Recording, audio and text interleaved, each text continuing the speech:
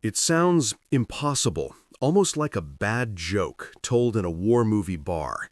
Did you know there was a day when American and German soldiers fought side by side? Yet, it happened.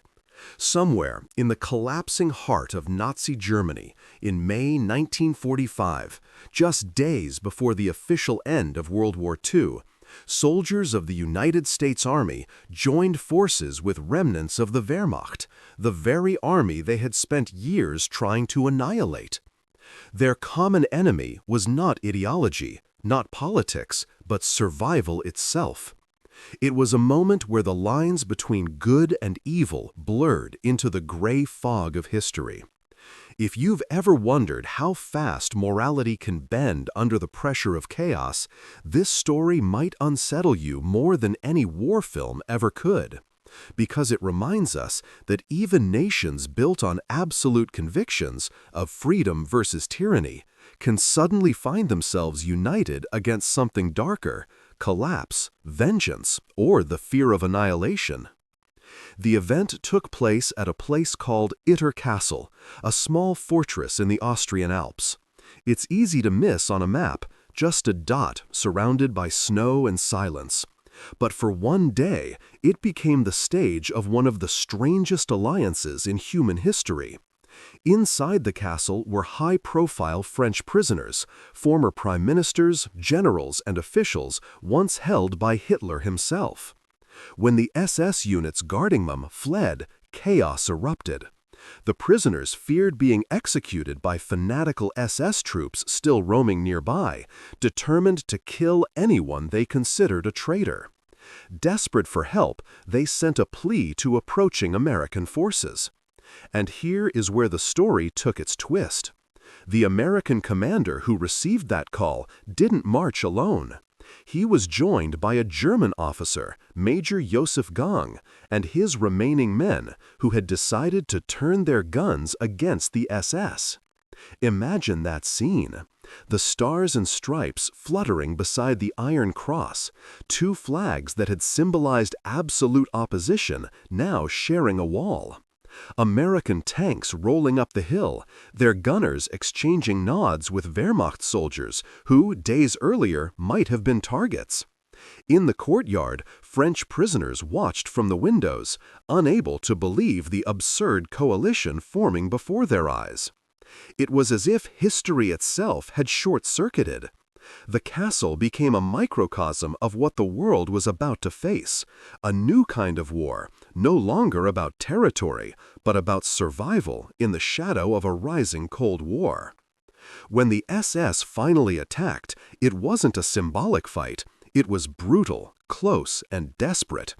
The defenders, both American and German, fought shoulder to shoulder, exchanging ammunition and covering each other's flanks.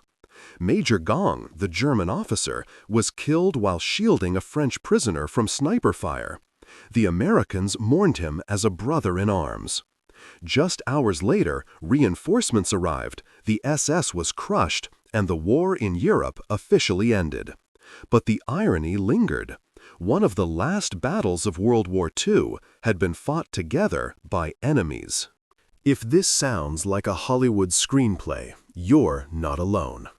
For decades, this incident, later known as the Battle of Castle Itter, was buried in footnotes. It didn't fit the grand narrative of good versus evil. The United States preferred to remember its victory as clear and moral, not clouded by strange moments of cooperation with the defeated. Germany, trying to rebuild its identity, avoided stories that complicated its collective guilt.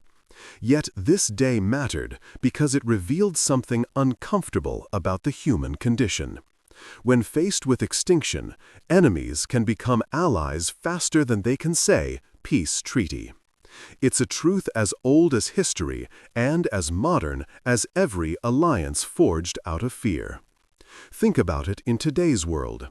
Nations that once swore eternal rivalry now share intelligence, sign trade deals, or join military coalitions because the enemy has changed shape. The same moral flexibility that led to Castle Itter still governs geopolitics. Only now it's wrapped in suits, treaties, and press conferences. The common enemy might be terrorism, cyber warfare, or global instability, but the psychology remains identical. When the world burns, yesterday's monster can become today's partner. What makes the Battle of Castle Itter fascinating isn't just that it happened, it's what it predicted. It foreshadowed the coming decades when America and Germany, once locked in total war, would become the backbone of a new Western alliance. Within years, the U.S. would feed German scientists into its own programs, rebuild its industries, and turn the ruins of its enemy into a fortress against the Soviet Union. It was as if the battle had whispered a prophecy: "You will need each other soon." The image of that castle, half ruined and half defended, lingers like a moral riddle. On that day, the difference between enemy and ally became a matter of perspective, not ideology. For the French prisoners, the sight of Americans and Germans fighting together was salvation. For the SS, it was betrayal. For historians, it remains one of those rare moments when war exposes not just cruelty, but complexity, the kind that makes us question the simplicity of our own narratives. The next time someone tells you history is written by the victors, remember Castle Itter. It was written by men who refused to obey their own side, by soldiers who understood that honor sometimes demands treason. And it reminds us of something even more haunting, that every alliance, no matter how righteous, begins with a decision to fight a shared fear. The guns eventually fell silent. The castle returned to its ghostly stillness. But the echoes of that one impossible day never truly faded. In those mountains, under the mist of surrender and redemption, America and Germany shared not just a battle, but a glimpse of the fragile, shifting truth that defines all of history. And as the Cold War dawned, that strange alliance would soon transform from an accident into a global strategy, shaping the modern world that still lives in its shadow today. When the sun rose over Europe in the spring of 1946, the smoke of the Second World War had barely lifted. Yet the world was already exhaling into a new kind of tension. Cities still smelled of rubble and burnt iron. Families were still searching for faces that would never return. But in the corridors of Washington, London, and the divided ruins of Berlin, new maps were already being drawn. The old enemy had been defeated, but a new one was forming in the east. The Soviet Union, the supposed ally that helped crush Hitler, was now spreading across Europe like frost over a wounded field. Poland, Hungary, Czechoslovakia, all falling under the shadow of Moscow. And in that gray morning of peace, America and Germany, the conqueror and the conquered, suddenly realized they shared the same ghost in the mirror: fear of the Red Army. It was an awkward realization. American officers stationed in the ruins of Germany found themselves needing the very people they had just disarmed. The U.S. Army's intelligence units began quietly interviewing captured German generals, men with names that only months earlier had been synonymous with destruction. But now they were valuable. They knew the terrain of Eastern Europe, the tactics of Soviet warfare, the psychology of the enemy. In a twist of irony that history would struggle to explain, the same Wehrmacht officers who had planned invasions of Poland were now drawing maps for the Americans showing how to defend it. For Germany, the shift was existential. The nation lay divided, its people hungry, its moral compass shattered. Yet, amid the ruins, a strange pragmatism took root. The western zones, controlled by the Americans, British, and French, became laboratories of reconstruction. Former Nazi engineers found new jobs in American-funded projects.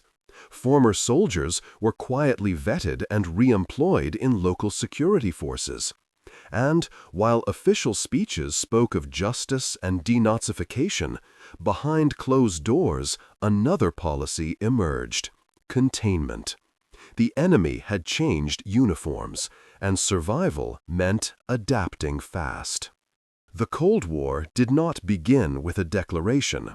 It began with whispers, with files passed between intelligence officers, with secret meetings in dimly lit offices of occupied cities.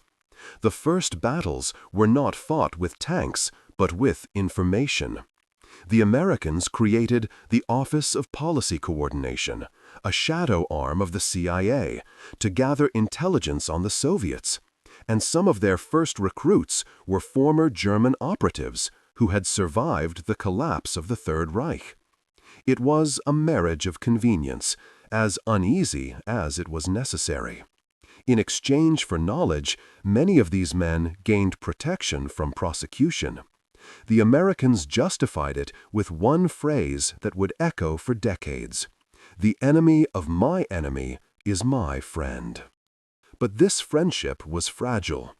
The American public was not ready to hear that their new allies in the fight against communism were the same men who had once worn the swastika.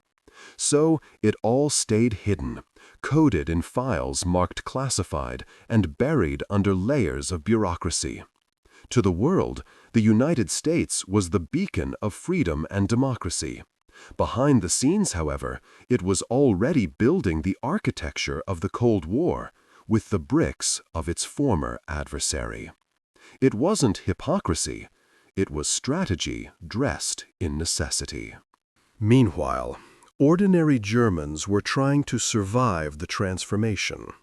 In the western zones, children played among ruins where American jeeps now replaced German panzers. U.S. soldiers distributed chocolate and canned food, becoming both occupiers and saviors. The image of the American changed, from the faceless bomber pilot who once destroyed cities to the soldier handing out gum and music records. And slowly, a strange kind of admiration grew. The two peoples who had been taught to hate each other began to mirror one another's humanity again. But in the East, under Soviet control, a very different story unfolded, one of fear, arrests, and ideological purges. The division of Germany was no longer just political, it was psychological. The Cold War, in its earliest hours, was not yet about nuclear missiles or spies in trench coats. It was about choices, moral ones, strategic ones, and human ones. The Americans faced a dilemma: to uphold their ideals or to secure their survival. In choosing the latter, they stepped into a paradox that would define the next half-century. By protecting West Germany, they were also protecting themselves. By helping rebuild the very nation they had crushed, they were creating a buffer, a line of defense that would soon be known as NATO's front line. The symbolism of that transformation cannot be overstated. Just months after the Nuremberg trials condemned Nazi leaders for crimes against humanity, American intelligence quietly brought German scientists, officers, and analysts into its fold. The same empire that had tried to dominate Europe now became the foundation of its defense. And while the rhetoric of freedom was loud, the mechanics of alliance were quiet, almost embarrassed. But history rarely waits for moral clarity. It moves forward with whatever tools it can find. In smoky Berlin cafes, conversations shifted from guilt to survival. Former officers toasted to new allegiances. American diplomats drafted new treaties. And Soviet propagandists declared the West a hypocrite. Yet beneath the noise, something irreversible was happening. America and Germany, once bound by destruction, were becoming bound by fear. It was not affection or forgiveness that drew them together, but a shared understanding of what the world could become if the Soviets went unchecked. By 1947, that fragile cooperation solidified into policy. The Truman Doctrine, the Marshall Plan, and the first steps toward NATO were born out of the same logic that united those American and German soldiers at Castle Itter: survival over ideology. The forgotten morning of the Cold War wasn't marked by parades or speeches. It was marked by a quiet handshake in the ruins, where former enemies chose pragmatism over vengeance. And so, in the silence after the last shot of World War II, a new kind of war began. Colder, subtler, but no less dangerous. A war fought not just with weapons, but with memory. And in that fragile dawn, America and Germany, once bitter foes, began constructing a future they would have to defend together, whether they liked it or not. History loves to draw clean lines between good and evil, victory and defeat, justice and atrocity. But the truth is always dirtier. In the years immediately following World War II, when the world was still counting the dead, the United States made one of the most controversial and least talked about bargains in modern history. It was called Operation Paperclip. And it was the moment when the land of liberty decided to invite the architects of terror into its laboratories, its universities, even its space program. Imagine a hand reaching across a battlefield, not to shake in forgiveness, but to seize whatever secrets the enemy still had left. That was Paperclip, a pact born not of friendship, but of fear. The fear had a name: the Soviet Union. As the Cold War deepened, American intelligence realized that the race for global power would not be won by soldiers anymore. It would be won by scientists. Rockets, jets, nuclear energy, chemical weapons. The Germans had been terrifyingly advanced in all of it. And so, while the world demanded justice at Nuremberg, another quieter operation was unfolding in back rooms and military bases across Europe. Instead of being tried, many German scientists were quietly whisked away under new identities, given new lives, and handed the promise of redemption, so long as they agreed to work for the United States. The most famous of them was Wernher von Braun, the rocket engineer who had built the V-2 missiles that devastated London. His work had been fueled by slave labor in concentration camps. Thousands had died under his watch. Yet, within a few years, he was living comfortably in Alabama, working for the U.S. Army, smiling in photographs beside generals and politicians, eventually becoming the man who helped send America to the moon. His transformation from Nazi officer to NASA hero is one of the strangest moral contortions in history, a symbol of how easily truth can be sanitized when it serves national interest. But von Braun was not alone. Over 1,600 scientists, engineers, and technicians were brought to America under Paperclip. Some specialized in aviation medicine, others in chemical warfare or rocketry. The American government, terrified that the Soviets were conducting similar raids on German expertise, decided to act first and faster. It didn't matter that many of these men had worked for the SS or had been part of horrific human experiments. What mattered was that they knew things the world could not afford to lose, or perhaps to let fall into Soviet hands. The symbolism of it all was staggering. In post-war propaganda, America stood as the moral counterpoint to Nazism, the champion of human rights. Yet here it was, smuggling Nazi scientists across the Atlantic under fake passports, erasing their pasts with a single bureaucratic stroke. Files that detailed their crimes were altered or destroyed. The Justice Department raised objections, but the military overruled them. The justification was simple. If America didn't take them, the Soviets would. In that logic, morality was expendable, a casualty of the new kind of war that was beginning to take shape. Inside the laboratories of Fort Bliss, and later at Redstone Arsenal, these German scientists began building rockets for their new masters. The image of the oily hand became the unspoken metaphor of the operation, a hand slick with guilt but too valuable to wash clean. Engineers who once designed missiles to destroy cities were now designing them to defend democracy. The same equations that guided V-2 rockets to London would soon guide American satellites into orbit. The line between atonement and exploitation vanished completely.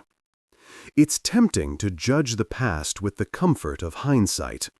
But the truth is, the architects of Paperclip were operating from a very modern kind of fear, the fear of being left behind. The atomic age had dawned, and whoever controlled technology would control the future. In the face of that, the moral stain of employing former Nazis seemed like a small price to pay. The irony was brutal. The United States, which had just fought the bloodiest war in history to destroy fascism, was now employing its disciples in the name of freedom. And it worked. The Cold War's technological race tilted decisively in favor of the West because of the knowledge extracted from the ashes of the Third Reich. Yet beneath the success there was rot. Some of the scientists who came under Paperclip never repented. They simply adapted. They learned to smile for the camera, to wave the American flag, to speak the language of democracy, all while carrying ghosts that would never be mentioned in polite company. Their research helped shape the space race, the missile gap, even the foundations of modern military technology. But every breakthrough came with an invisible cost, the quiet erasure of history, the deliberate forgetting of where that knowledge came from. Back in Germany, people whispered about it, how their former scientists were now working for the very power that had bombed them into rubble. In the Soviet zone, propaganda posters mocked the Americans for harboring fascists. Yet, as much as the accusations stung, it wasn't false. Both sides were doing it. Both were looting the intellectual remains of Nazi Germany to build their empires. The moral high ground became a myth no one could afford anymore. When von Braun stood beside President Kennedy years later, presenting the dream of reaching the moon, few remembered that his dream had begun in a factory fueled by forced labor. The world had moved on, too busy celebrating human progress to ask about its origins. That was the ultimate victory of Operation Paperclip. Not just technological, but psychological. It transformed guilt into achievement, atrocity into advancement. And so, as America built its rockets and its nuclear arsenal, the alliance between former enemies grew stronger, bound not by trust but by necessity. The oily hand had done its work. What began as a secret bargain in the shadows was now shaping the destiny of the planet. And the question that haunted it all was one that no one dared to ask out loud. When you build your future with the tools of your enemy, can you ever truly claim it as your own?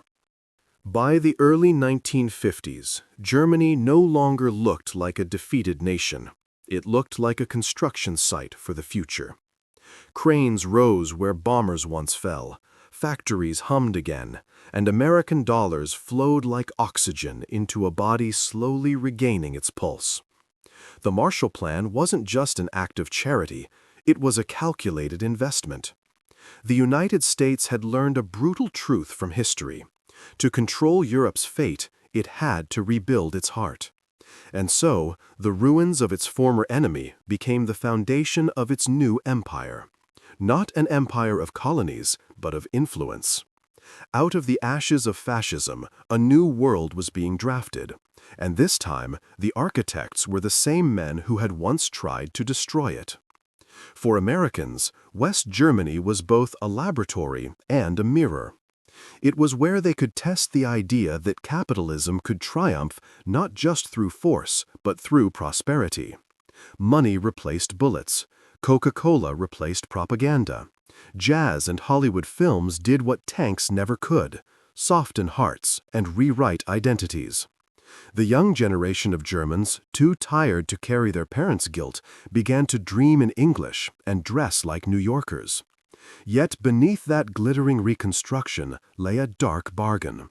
The same industrial families that had built weapons for Hitler were now building cars, radios, and infrastructure for the free world. The logos changed, the moral debt did not. The American presence in Germany became something more complex than occupation. It became mentorship laced with manipulation.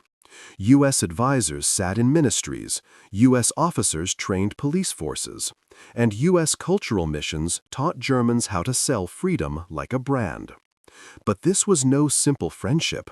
Every handshake carried calculation. America needed Germany strong enough to stand against the Soviet Union, but weak enough to never again stand alone. And the Germans, pragmatic as ever, accepted the leash in exchange for stability. They had learned that survival often comes disguised as cooperation. In 1949, the Federal Republic of Germany was born, the West's new frontier. It was a symbolic rebirth, one that required amnesia as much as reform. The new chancellor, Konrad Adenauer, was a man of restraint and reconciliation, the kind of leader who could smile beside an American general and still hold the quiet dignity of a European statesman. Under him, West Germany became the anchor of NATO's strategy, a bulwark against Soviet expansion. American troops never left. Instead, they became neighbors. Their bases dotted the countryside, their airfields buzzed over sleepy villages, and their presence became as permanent as the fear of the Red Army across the Iron Curtain. But it wasn't just soldiers who stayed, it was ideology. The Cold War's front line was also a classroom. American-style democracy, advertising, and consumer culture seeped into the German consciousness. In Frankfurt, scholars began to debate the contradictions of freedom under capitalism. In Munich, teenagers danced to rock and roll broadcast from U.S. Army radio. The transformation was cultural alchemy, turning defeat into democracy, shame into productivity. And yet, for those who remembered the ruins, it felt like living in a beautiful illusion, a movie directed from somewhere across the Atlantic. The paradox was striking. The very nation that had once embodied totalitarian control was now being sculpted into the model democracy of Europe. Washington praised it as proof that freedom could be engineered. But to many Germans, it felt like trading one master for another, this time a benevolent one. American influence was everywhere, subtle and smiling. Even the Autobahn, once Hitler's proud creation, became the symbol of post-war efficiency and Western mobility. The ghosts of history were repaved, quite literally, into highways of progress. Still, there were moments of quiet rebellion. Intellectuals questioned the dependence on American power. Artists mocked the shallowness of imported culture.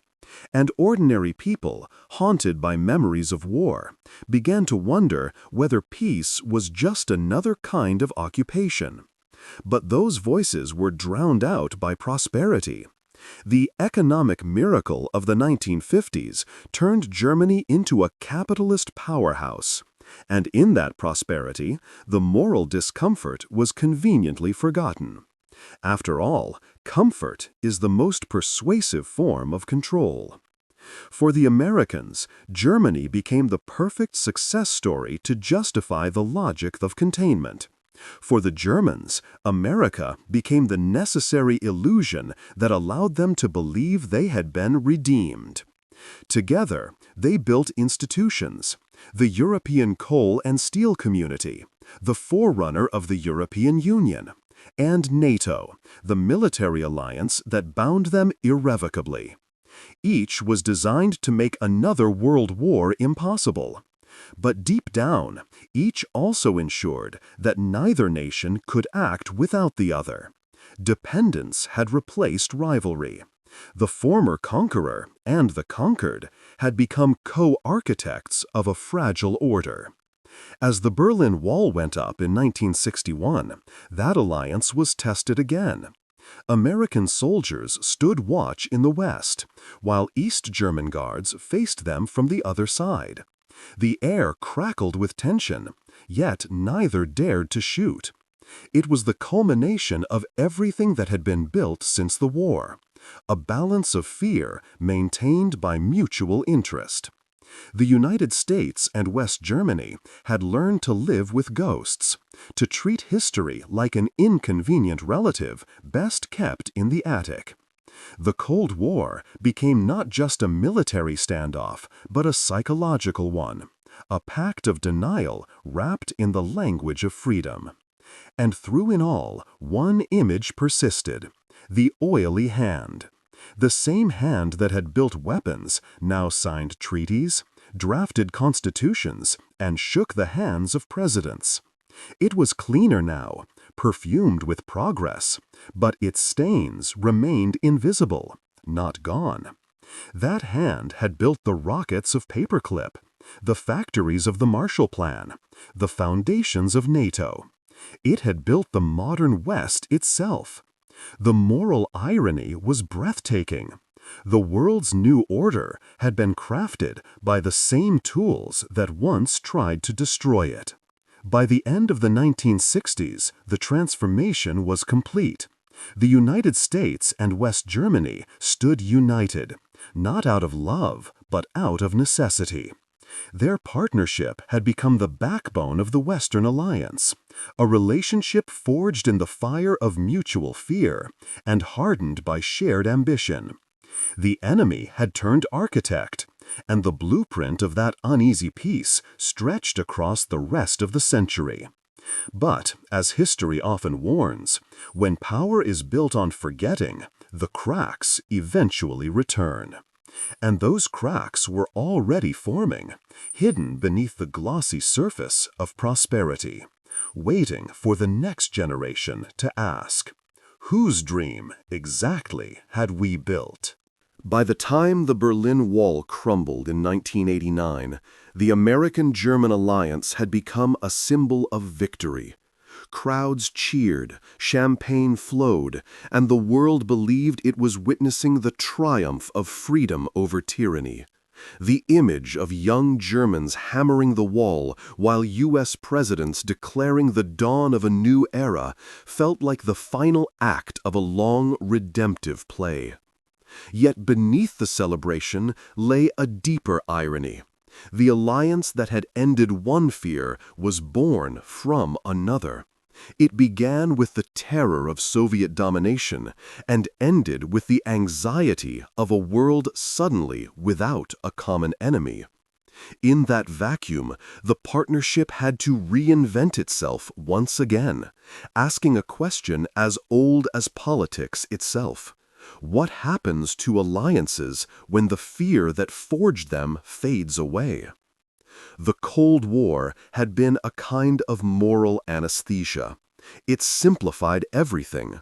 America stood for freedom, the Soviet Union stood for oppression, and Germany, reborn and divided, became the proving ground for both. But once the wall fell, the clarity vanished. Germany reunified, the Soviet Union dissolved, and America found itself the last superpower standing, victorious but oddly restless. The architecture built on fear now had to find a new purpose. NATO, once a shield against communism, began to search for relevance in a world without the Red Army. Germany, once dependent on American protection, began to find its own voice. The alliance that had once been an act of survival was now an experiment in adaptation. The oily hand, the symbol that had followed their journey from war to peace, still lingered in every handshake and every deal. Only now it was dipped not in oil, but in technology, trade, and global politics. America and Germany, once bound by rubble and ideology, became bound by commerce and crisis management. They built pipelines, treaties, and supply chains. They coordinated economies and military interventions. Yet the moral question that haunted Castle Itter, Paperclip, and the Marshall Plan remained unanswered. Can any alliance built on fear ever truly evolve into one built on trust? The 21st century offered its own answer. When the towers fell in 2001, the United States once again turned to its allies, invoking the same old logic: the enemy of my enemy is my friend. Germany joined the War on Terror, sending troops to Afghanistan. For the first time since 1945, German soldiers fought under the same flag as Americans in active combat. It was a powerful image of partnership, yet it also revealed how history loops in circles. Just as they once united against the Soviets, now they united against a new, shadowy foe. Fear had once again become the glue of cooperation.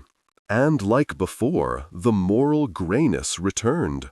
Secret prisons, surveillance programs, drone strikes, each justified by necessity, each defended as the price of security.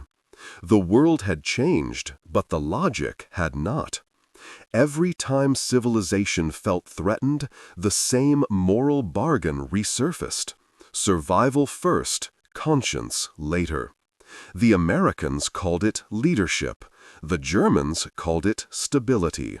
History might call it repetition. Yet something else was shifting underneath that repetition. A quiet awareness, especially among younger generations, that alliances built solely on fear cannot sustain a world that demands trust.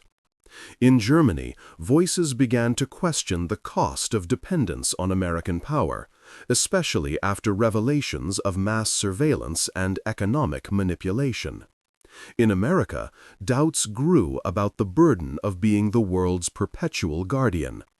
The relationship, once forged in the fire of necessity, began to creak under the weight of modern cynicism. It was no longer about defending democracy. It was about managing decline, preserving systems too large to question. Still, in moments of crisis, the old instincts return. When new conflicts flare, when authoritarian regimes rise again, when the global order trembles, Washington and Berlin inevitably look back to each other, not out of affection, but out of muscle memory. The bond that began in the rubble of World War II remains unbroken, because the fear that created it never fully disappeared. It simply changed shape, from communism to terrorism, to economic collapse, to cyber war. The face of the enemy evolves, but the psychology stays the same. Perhaps that's the cruel genius of history. It doesn't repeat exactly, but it rhymes just enough to feel familiar.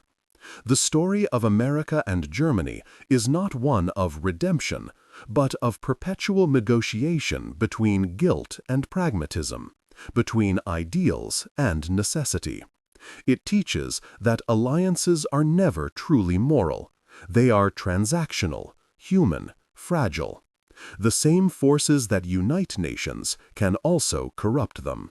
And every empire, no matter how noble its intentions, eventually finds itself justifying the compromises it once condemned. Today, as new walls rise, Digital, political, and ideological, the ghosts of the past seem to whisper again. In a world fractured by uncertainty, where truth is negotiable and loyalty conditional, the lesson of that improbable day at Castle Itter still matters. When enemies become allies, the victory is never pure, but it can still be meaningful. Because sometimes survival itself is the only form of courage left. So, when we ask whether America and Germany could ever truly be equals, or whether their alliance was merely the byproduct of shared fear, we're really asking something deeper. Can humanity ever learn to cooperate without catastrophe forcing its hand? History hasn't answered yet. It only keeps offering us new tests. The cycle continues, looping like a reel of film we can't stop watching, half horrified, half entranced, hoping this time the ending might change. If that question fascinates you, if you believe that understanding history's contradictions is the key to surviving its repetitions, then stay curious, stay skeptical, and keep digging. Because the next time two nations find themselves on the same side of the battlefield, it might not be by choice, but by design. And when that day comes, you'll want to remember how it all began. Subscribe so you don't miss the next untold chapter of the world's strangest alliances.